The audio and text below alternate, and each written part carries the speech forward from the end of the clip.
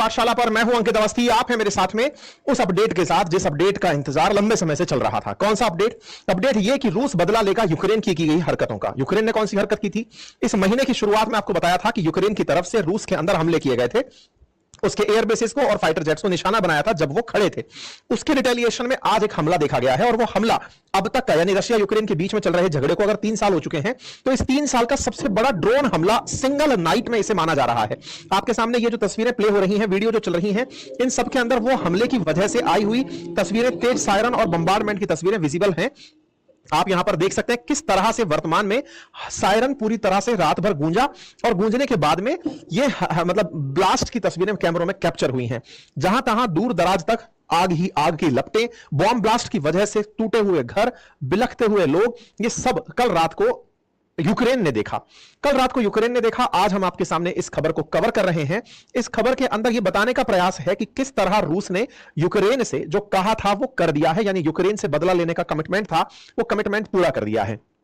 अब यह बदला तो लिया गया, लेकिन बड़ा सवाल यह है कि सर 1 तारीख को हमला हुआ था, उसका रिवेंज इतना दिन बाद पुतिन लिए हैं क्या? नहीं, यह बदला रुक ही नहीं रहा है, और हर बार जो हमला हो रहा है वो पिछले वाले से बड़ा हो रहा है। बोले मतलब यह कि रशिया ने ट्रंप को जब फोन पर यह कहा था कि मैं बदला लूंगा, और हमने इस बारे में आपको सेशन में जानकारी भी दी थी। 4 तारीख के दिन ट्रंप ने खुद ने आकर के सोशल मीडिया पर एक जानकारी साझा की थी और कहा था कि मेरी प्रेसिडेंट ट्रंप से पुतिन से बात हुई है और उन्होंने कहा है कि वो अभी जो उन पर हमला हुआ है उसका बदला लेंगे। तो ये जो बातचीत इन दोनों के बीच हुई थी, जिसकी जानकारी 4 तारीख को लोगों को पता चली थी, उसके बाद हमला हुआ था क्या? बिल्कुल हुआ। अगले ही दिन हो गया था, 5 तारीख के दिन हमला हुआ था, और उसे भी एक बड़ा हमला कंसीडर किया गया था। अब उस बड़े से भी और बड़ा हमला कल रात यानी कि 9 तारीख को हो गया है। आप आज की खबरों में उसे जोड़ करके सुन सकते हैं। इस वजह से आज का यह सेशन आपके सामने है। हर दिन रूस यूक्रेन पर एक लेवल अप करके हमले करते चले जा रहा है। तो आज के सेशन में हम क्या जिक्र करने वाले हैं, एक एक करके मैं सारी चीजों को हल्का ब्रीफ में पहले बता देता हूं, फिर हम आगे चलेंगे। नंबर 1, यूक्रेन पर हमला हुआ जो अब तक का सबसे बड़ा हमला माना गया। नंबर 2, अमेरिका की प्रतिक्रिया जिसमें ट्रंप ने कहा तुम लड़ ही लो। नंबर 3, पोलैंड के अंदर बढ़ती चिंता जिसमें पोलैंड कह रहा है कि बेहतर है कि अब हम अपने आप को बचाना शुरू करें, क्योंकि रूस ने लगभग पूरे यूक्रेन को ही टारगेट बना लिया है। इसके चलते पोलैंड ने अपने देश से फाइटर एयरक्राफ्ट उड़ाकर अपनी सीमा को सुरक्षित करने के लिए रिहर्सल करना शुरू कर दिया। नंबर 4, नाटो के द्वारा रूस को दी गई धमकी, और नाटो का वो कौन सा देश जिसे सबसे ज्यादा चिंता इस बात की सताई कि अब हम पर हमला हो सकता है।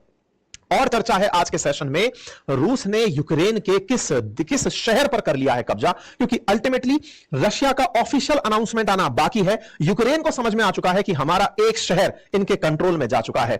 यूक्रेन के अंदर चर्चा है कि सन 2026 तक यूक्रेन के लगभग आधे हिस्से पर रूस कब्जा कर लेगा, और 2029 में नाटो के किसी और देश को निशाना बनाएगा। ये सारी बातें आज के सेशंस में, और सबसे लास्ट में वो अपडेट जिसमें दोनों देशों ने एक दूसरे के सैनिकों को अदला बदली करना शुरू कर दिया है। तो सारी बातों को कवर करते हुए आज के सेशन में आगे बढ़ेंगे, लेकिन उन सबसे पहले हेडिंग्स को देखते हुए एक खास जानकारी ये कि यदि आप अपनी पाठ साथ ही साथ अगर आप आरएएस के हैंड रिटन नोट्स चाहते हैं, आप उन्हें भी ऑर्डर कर सकते हैं।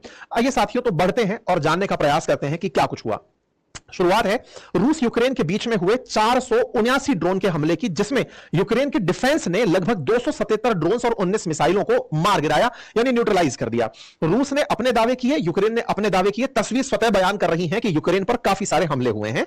यूक्रेन खुद कह रहा है कि रशिया ने हम पर 479 ड्रोन दागे थे, जो कि बिगेस्ट ओवरनाइट ड्रोन बॉम्बार्डमेंट है जब से इन दोनों के बीच में यह वॉर शुरू हुआ है। अगर आप इस मैप को ध्यान से देखें तो आप इस मैप को समझ पाएंगे। तो यहां पर देखने वाली बात कुछ इस तरह से है। क्या है ये वाला जो क्षेत्र दिखाई दे रहा है, क्रीमिया, अब ये तो पूरी तरह से कब्जे में आ चुका है रूस के। क्रीमिया के क्षेत्र में ही कर्च वाला, अपन ने ब्रिज वाला मामला सुना था। ये लोहांस्क डोनास्क वाला जो क्षेत्र है, इस पर ये लगभग पूरा कब्जा कर चुके हैं। अब इस क्षेत्र से निकल करके इन क्षेत्रों पर अटैक हो रहे हैं। ये पूरा यूक्रेन अगर मैप पर थोड़ा सा भी आपको विजिबल हो रहा हो, क्योंकि आउटलाइंस थोड़ी लाइट है, तो ऐसे में अगर ये यूक्रेन आपको विजिबल हो रहा, सुरक्षित माना जाता था, उसके नॉर्थ और वेस्टर्न क्षेत्र को मध्य से लेकर एंड तक टारगेट किया गया है। इसके आगे तो पोलैंड जुड़ जाता है, तो पोलैंड ही बचा है। बाकी इन सब क्षेत्रों में इनके द्वारा हमले हो गए हैं। इनमें ईरान द्वारा बनी शाहिद मिसाइल भी, शाहिद जो ड्रोन है वो भी हमले के अंदर यूज किया गया है, बड़ी संख्या में उसका उपयोग हुआ, यानी ईरान के जो ड्रोन्स हैं वो यूक्रेन पर हमले में उपयोग में लिए जा रहे हैं। ही साथ में कीव को तो आपने छेद दिया है, पूरी तरह से कीव के अंदर हमले ही हमले कर दिए गए हैं। ये तस्वीरें अपने आप में कल रात और आज सुबह की तस्वीरें हैं जो बयान करती हैं कि बड़ी लार्ज संख्या में ये हमले हुए हैं और उनका रिहायशी इलाकों के अंदर इंपैक्ट हुआ है, बड़ी संख्या में लोगों के हताहत होने की सूचना है। ऐसे में बड़ा सवाल यह कि अचानक यह हमला क्यों बढ़ा। जो सेशन में आज ही पहुंचे हैं उन्हें मैं बता दूं कि इन महाशय ने 1 तारीख के दिन स्पाइडर वेब नाम से अपना एक ऑपरेशन किया था रशियन टेरिटरी के अंदर, और उस रशियन टेरिटरी में इन्होंने रूस के कुछ पर्टिकुलर एयरफील्ड्स को और वहां पर खड़े हुए फाइटर जेट्स को या फिर बॉम्ब गिराने वाले जहाजों को निशाना बनाया था। 5 एयरबेस को इन्होंने निशाना बनाया था और उसका परिणाम यह निकला कि इन क्षेत्रों में खड़े हुए जो भी बड़े इनके पास के फाइटर जेट्स, बॉम्बार्डमेंट के जो हवाई जहाज थे, उनको नुकसान पहुंचा था। उस नुकसान के बाद जेलेंस्की बहुत खुश हुए थे और इसको बड़ा ही ब्रिलियंट अटैक बताते हुए कहने लगे थे कि हमने 40 रशियन जेट्स को मार गिराया है। जेलेंस्की ने पूरी दुनिया में अपनी वाही इस बात पर कमाई थी कि हमने एब्सोल्युटली ब्रिलियंट रिजल्ट प्रोड्यूस किया है। हमने अपने 1 साल 6 महीने की मेहनत में 9 दिन लगातार 1 साल 6 महीने 9 दिन लगकर रूस के अंदर इतना बड़ा हमला किया है जिससे रूस स्तब्ध रह गया है। यह घटना अंजाम दी गई थी 1 तारीख को, जानकारी लोगों के बीच 2 तारीख को आई। साथ ही साथ इन्होंने कर्च ब्रिज जो है जिससे कर्च को रूस से कनेक्ट किया जाता है उसको भी टारगेट किया था, इसकी सूचनाएं भी आ गई थी। इसके बाद में ट्रंप को लगने लगा था कि पुतिन बुरा वाला मारेंगे, लेकिन एक बार पूछ लेते हैं कि भैया मारने वाले कब हो। इन्होंने कहा कि जल्दी ही मारेंगे, तो ट्रंप ने जनता को बताया कि जल्दी ही मारने वाले हैं।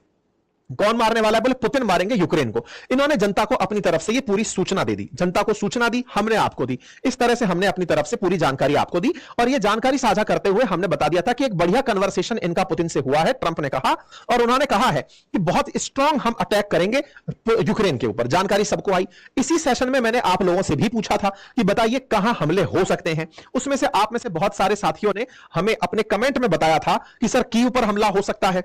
कुछ लोगों ने डेट तक बताई थी कि 10 तारीख से पहले रूस बदला जरूर लेगा, यह बदला बहुत खतरनाक होगा, यूक्रेन के मिलिट्री बेस पर हमला हो सकता है, खतरनाक मिसाइल हमला हो सकता है। मतलब यह तो तय था।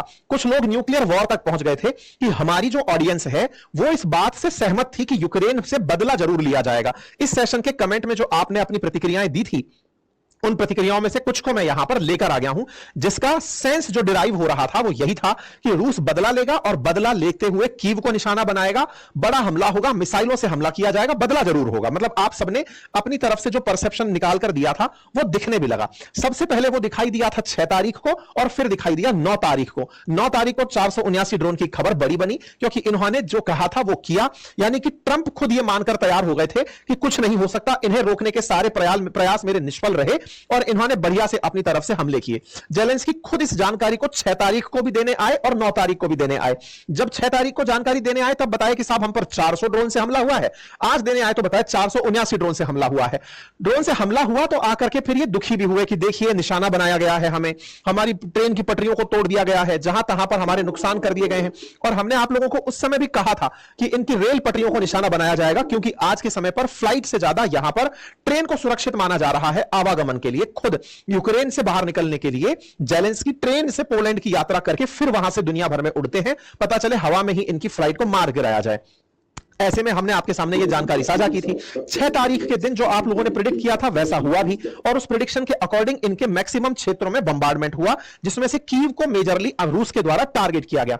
रूस ने अपने लोगों को यह बताने के लिए कि देखो हमला हम कर रहे हैं, यह केवल फेक न्यूज नहीं है, बाकायदा इन लोगों ने कैमरे लगाए और लाइव प्रसारण किया अपने यहां पर। यानी रूस में प्रसारण चल रहा था कि देखो कीव में ब्लास्ट हो रहा है, सूमी में ब्लास्ट हो रहा है, चेर्निहिव में ब्लास्ट हो रहा है, क्योंकि कई जगह के शहरों में लगे हुए जो कैमरे होते हैं उन कैमरों को इन्होंने हाईजैक कर लिया होगा या फिर वहां पर साइबर तरीके से उनको अपनी तरफ से अपने कंट्रोल में ले लिया होगा साइबर अटैक से, और साइबर अटैक से उन कैमरों का एक्सेस ग्रैब करके रूस में यूट्यूब पर लाइव चलाया जा रहा था, सोशल मीडिया प्लेटफॉर्म्स पर लाइव चलाया जा रहा था कि देखो कहां कहां पर कैसे ब्लास्ट हो रहे हैं। तो लाइव फुटेज दिखाई जा रही थी रशियंस को। बाकायदा ईरानियन जो शाहेद जो ड्रोन है वो भी हमले के अंदर उपयोग में, मतलब इसने रूस ने यूक्रेन पर उसका इस्तेमाल किया था।